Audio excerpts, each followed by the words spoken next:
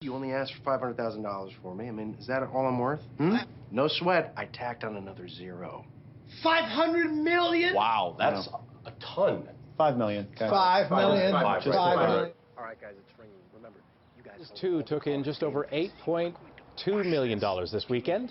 The North Wind is an elite undercover task force dedicated to helping animals who can't help themselves. A-listers Benedict Cumberbatch and John Malkovich lend voices to penguins of Madagascar. The slap-happy adventure brought in a little over $11 million. I never wanted any of this. I never wanted to be in the games. I just wanted to save my sister and keep PETA alive. It's every game. It's the things we love most that destroy But us. Hunger Games Mockingjay Part 1 is #1, reeling in $21 million, bringing its global haul to more than $500 million. Our movie boss, Jason Gorber, from twitchfilm.com, joins us now. Good to see you, Jason. Boss, I like that. I knew you'd like that. I'll take that. And you're not horrible. Come on, you're great. Sorry.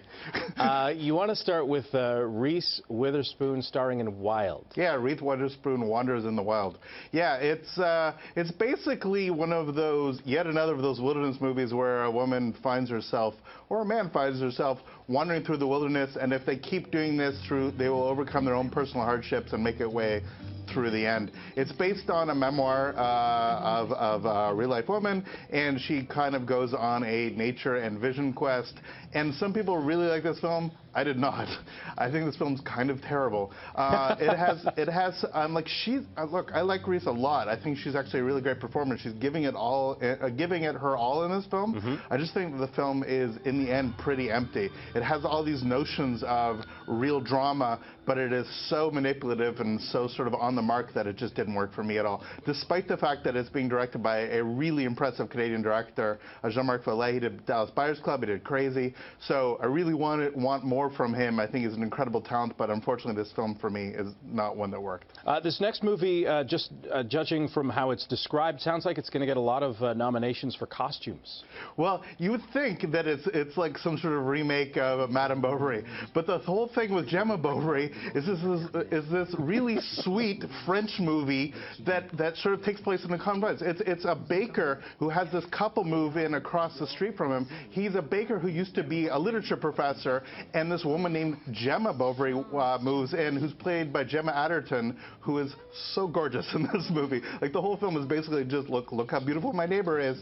And she happens to sort of go through the fictional travails of the woman in the Flaubert novel. Look, this is a relatively slight film. It's another film that played TIFF, but it's very sweet. It's playing in a very select films across the country, but there are people that will really like it. It's quirky, it's fun, and it sort of taunts a little bit with French literature, so what's not to like? You would think that it's some period drama, but really it's a contemporary drama with period flair. Okay, so not only are you the boss this week, but we also have to call you once again the jurist for some pretty good Canadian films. Yeah, I couldn't talk about it because it was weirdly a secret, but I was honored to be on the TIFF Canada's Top 10 list this year, which was announced at the TIFF Bell Lightbox.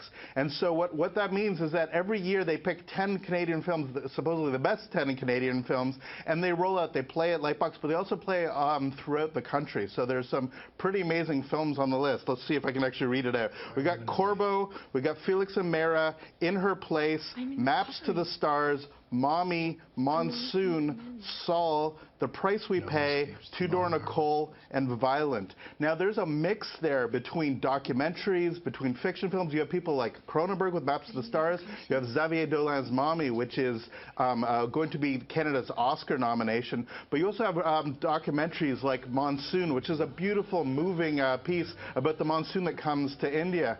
You have Price We Pay, which is a film about taxation. And you have Saul, which is a very intriguing documentary documentary set in the north about the death of a person in RCMP custody and all the situation and the circumstance involving that.